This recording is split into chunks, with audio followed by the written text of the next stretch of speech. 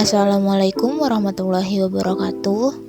Kami dari kelompok 3 yang beranggotakan Titi Rahmawati dengan NPM 120 dan Siti Fatimah dengan NPM 170 akan mempresentasikan mengenai perkembangan retorika di negara maju. Pengembangan retorika tidak dapat dipisahkan dari jasa-jasa beberapa negara maju di dunia, terutama Prancis, Inggris, Amerika, dan Jerman.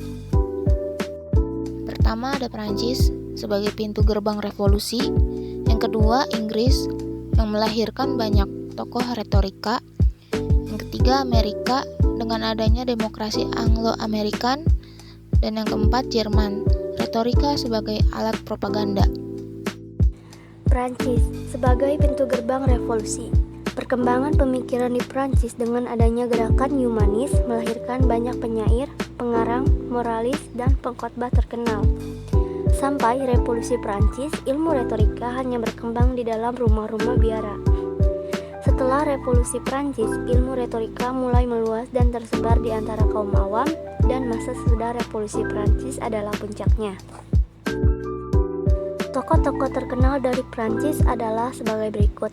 Yang pertama ada Mirbeau pada tahun 1749 sampai 1791. Seorang ahli pidato terkenal, ia menguasai teknik berdebat, suara yang jelas, dan mimik yang menarik, serta pengungkapannya yang tajam dan logis.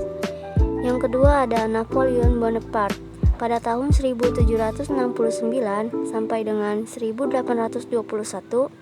Ia adalah seorang diktator multitalenta dan mengenal jiwa manusia secara teliti. Ia seorang ahli pidato yang luar biasa. Menurutnya, kalimat yang dapat memengaruhi pendengar adalah kalimat pendek dan sering diulang.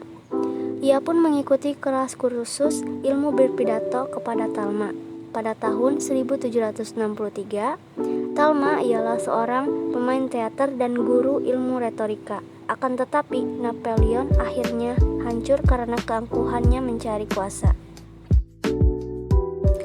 Yang ketiga ada Charles de Gaulle pada tahun 1890 sampai 1970. Beliau adalah seorang jenderal ahli berpidato yang dari tempat pengasingannya di London berusaha mendorong rakyat Prancis untuk bertahan dalam sebuah tantangan. Charles de Gaulle menggunakan televisi sebagai medium yang digunakan dalam berpidato untuk menanam pengaruh di kalangan rakyat Prancis. Dalam biografinya, A Corley menulis tentang Charles de Gaulle sebagai berikut. Sebelum tampil dalam siaran TV, de Gaulle mencoba berpidato berjam-jam di depan cermin. Yang kedua yaitu negara Inggris. Inggris banyak melahirkan tokoh retorika. Bangsa Inggris yakin bahwa kata-kata yang diucapkan memiliki daya untuk memengaruhi dan menguasai manusia. Oleh karena itu, ilmu retorika digunakan dalam usaha memperluas kekuasaan kerajaan Inggris. Beberapa fase kejayaan ilmu retorika di Inggris. Yang pertama, masa kejayaan Ratu Elizabeth. Ilmu retorika berkembang pesat di daratan Inggris berkat pengaruh humanisme. Thomas Wilson menulis buku berjudul Seni Retorika yang terkenal di kalangan masyarakat Inggris. Seorang filsuf Francis Bacon dalam bukunya Kemajuan dalam Belajar, Therefore Treat These Learners pada tahun 1605. Tokoh yang juga ikut mengembangkan ilmu retorika pada masa ini adalah penyair terkenal, yaitu William Shakespeare pada tahun 1564. Contohnya juga adalah pidato yang dibawakan oleh Mark Antony di depan jenazah J. Caesar dan massa rakyat untuk menghormati para pahlawan. Hal ini membuktikan bahwa pengaruh ilmu retorika dalam kehidupan politis di Inggris pada waktu itu sangatlah besar. 2. Selama Revolusi Puritanis, Oliver Cromwell pada tahun 1599 sampai 1650. Seorang diktator yang pandai menyugesti massa melalui pidatonya. Cromwell mempergunakan ilmu retorika sebagai wadah dalam bidang politik dan agama untuk mencapai tujuan politisnya. B. John Milton pada tahun 1608 sampai 1674. Penyair terbesar masa ini yang menguasai ilmu seni berbicara dengan sangat baik. Dalam bukunya Dasper Lawrence Paradise, ia membuat sintetis antara politik dan agama dengan mempergunakan ilmu retorika. Menurutnya, agama dan politik harus saling melengkapi. 3. Masa jaya antara abad ke-17 dan ke-19. Pada masa ini, ilmu retorika merupakan hasil dari situasi politis. Perdebatan dalam parlemen pada masa itu menampilkan secara jelas kejayaan ilmu retorika, sehingga muncul ahli pidato terkenal di Inggris yang sangat berpengaruh terhadap sejarah demokrasi parlementaris di Inggris. Tokoh-tokoh terkenalnya adalah William Pitt Senior dan Junior. Namanya terkenal dalam sejarah berkat pidato yang diucapkannya di hadapan DPR Inggris mengenai penghapusan perdagangan budak pada tahun 1792. Tokoh-tokoh lain yang juga terkenal pada zaman ini adalah Henry Fox, Edmund Burke, dan William Gerard Hamilton. 4. Masa kejayaan Victoria. Masa ini merupakan masa peralihan dari gaya berbicara aristokratis ke demokratis. Pusat pembinaan ilmu retorika pada masa ini di universitas-universitas seperti Oxford dan Cambridge. Pada masa ini terbentuk kelompok debat. Sebagian besar anggota kelompok diskusi dan debat telah menjadi pemimpin dalam bidang politik. Di dalam kelompok debat dilatih teknik berbicara, berpidato, berdiskusi, berdebat, memimpin diskusi, atau bekerja menurut proses parlemen. 5. Abad 20. Pada abad 20 di Inggris, seni pidato disebut sebagai zaman perak. Dua tokoh utama pada abad 20 di Inggris yaitu yang pertama ada David Lloyd George pada tahun 1863 sampai 1945. Seorang politikus dari Wales yang menampilkan ilmu retorika modern yang bersifat populer. Pidato yang diucapkannya membangkitkan nasionalisme, disebut juga dengan kehormatan nasional, adalah karya retoris terbaik selama perang. Ia menduduki kursi Perdana Menteri antara tahun 1916 sampai 1922, menaklukkan lawan politiknya melalui sebuah seni berpidato. Karena keahliannya tersebut dalam berpidato, akhirnya ia pun mencapai puncak keberhasilan. B. Winston Spencer Churchill pada tahun 1874 sampai 1965. Seorang politikus Inggris terbesar yang mengalami 2 perang dunia. Ia mendorong dan menguatkan hati rakyat Inggris melalui kepandaian retorisnya. Pidatonya yang terkenal dan membakar semangat nasionalisme bangsa Inggris pada saat itu berjudul Darah, Keringat, dan Air Mata, Blood, Sweat, and Trainen, yang diucapkan pada tanggal 13 Mei 1940. Ia mempergunakan kata-kata sebagai senjata yang ampuh. Yang ketiga ada negara Amerika Serikat dengan demokrasi Anglo-Amerikan. Sejak 200 tahun terakhir, Amerika Serikat sebagai negara yang menganut demokrasi telah memiliki tradisi retoris parlemen. Dalam sejarah disebutkan bahwa untuk mempersatukan berbagai etnis dan melepaskan diri dari kekuasaan penjajahan Inggris, bangsa Amerika merupakan orang-orang yang pandai berbicara. Dengan kemampuan retorisnya, mereka dapat meyakinkan orang agar tidak tercerai-berai dan dapat hidup bersatu sebagai bangsa Amerika yang utuh. Tahap pengembangan retorika di Amerika Serikat. Yang pertama pada masa awal. Masa awal demokrasi di Amerika dikuasai oleh tokoh-tokoh penting seperti Patrick Henry tahun 1736 sampai 1799, seorang gubernur dari negara bagian Virginia. Seruan yang digelorakannya saat itu adalah kebebasan atau kematian.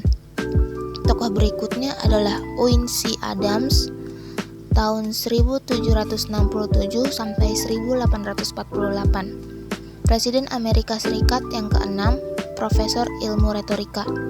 Thomas Jefferson tahun 1743 sampai 1926, seorang pemikir terbesar yang menyusun dekret tentang kemerdekaan Amerika Serikat pada tahun 1776.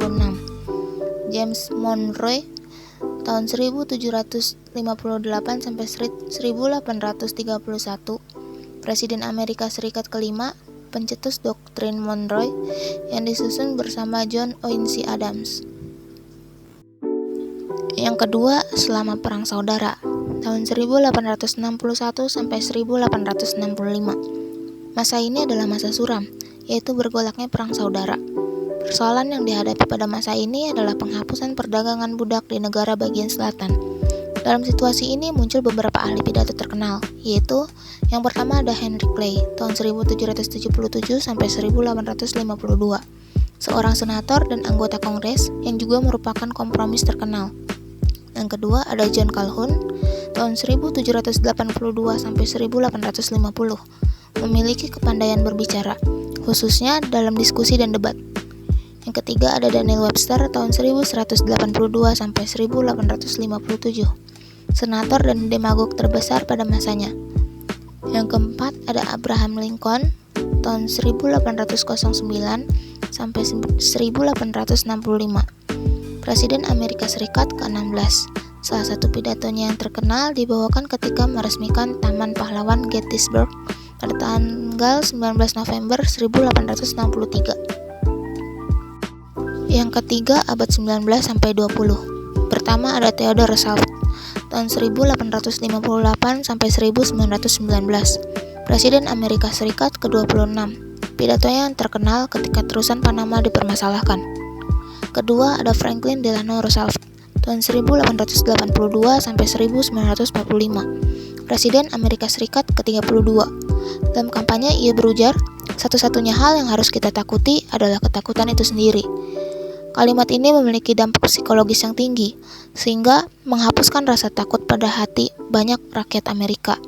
Dengan cara itu, ia membangun semangat dan rasa percaya diri kepada mereka. Ketiga ada John Fitzgerald Kennedy tahun 1917 sampai 1963, seorang orator sekaligus Presiden Amerika Serikat yang ke-35. Ia berhasil mengalahkan Nixon dalam debat calon presiden. JF Kennedy keluar sebagai pemenang.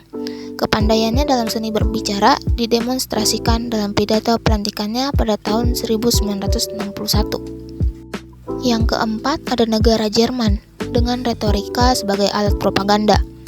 Perkembangan retorika di Jerman diawali pada tahun 1933. Pada saat itu, kaum Nazi mengambil alih pucuk pemerintahan yang dikuasai oleh para kaisar otoriter, sehingga rakyat jelata tidak memiliki kebebasan berbicara. Sekitar Perang Dunia Kedua, ilmu kepandaian berbicara mengalami perkembangan pesat. Selanjutnya, retorika dijadikan wadah untuk menanamkan pengaruh di antara rakyat Jerman, khususnya di kalangan generasi muda. Demagog terkenal pada zaman ini adalah Adolf Hitler tahun 1889 sampai 1945. Dia adalah kanselir Jerman yang mengantar Jerman menuju Perang Dunia II sekaligus membawa Jerman pada keruntuhan dan perpecahan. Alan Bullock, sejarawan Inggris, menyebut Hitler sebagai seorang demagog terbesar dalam sejarah. Adolf Hitler adalah tokoh termasyhur dalam retorika di Jerman yang berhasil memukau rakyat Jerman sehingga bersedia melakukan apapun. Pidato-pidato Hitler memiliki daya sugesti yang luar biasa. Dengan mudah, ia dapat menguasai dan meyakinkan rakyat. Selain Hitler, muncul demagog lain yang terkenal pada zaman Nazi, yaitu Hermann Göring tahun 1893 sampai 1946 dan Joseph Goebbels tahun 1897 sampai 1945. Joseph yang menciptakan Führer Mythos atau mitos tentang Hitler. Goebbels adalah seorang demagog yang paling brilian. Hal itu dibuktikannya tidak hanya melalui pidato, tetapi juga lewat tulisan-tulisannya. Dia menyadari bahwa ilmu retorika adalah alat untuk berkuasa. Kekuasaan mereka yang otoriter dan hanya mengandalkan retorika sebagai alat yang disalahgunakan, akhirnya membawa malapetaka bagi suatu bangsa dan negara, terutama bagi bangsa Jerman. Kesimpulan dari materi ini yaitu perkembangan retorika di beberapa negara maju banyak melahirkan para ahli retorika yang mendunia. Di negara Prancis adanya gerakan-gerakan humanisme melahirkan penyair-penyair. Setelah revolusi Prancis, ilmu retorika pun mulai tersebar ke negara lain. Di negara Inggris, ilmu retorika dipergunakan dalam usaha memperluas kekuasaan kerajaan Inggris. Amerika Serikat mempergunakan retorika sebagai sebuah kepandaian untuk mempersatukan masyarakat dan melawan penjajah pada masa itu. Sedangkan di Jerman, retorika digunakan untuk hal yang tidak baik sehingga pada akhirnya dapat membawa malapetaka terhadap negaranya sendiri. Sekian presentasi materi yang dapat kami paparkan.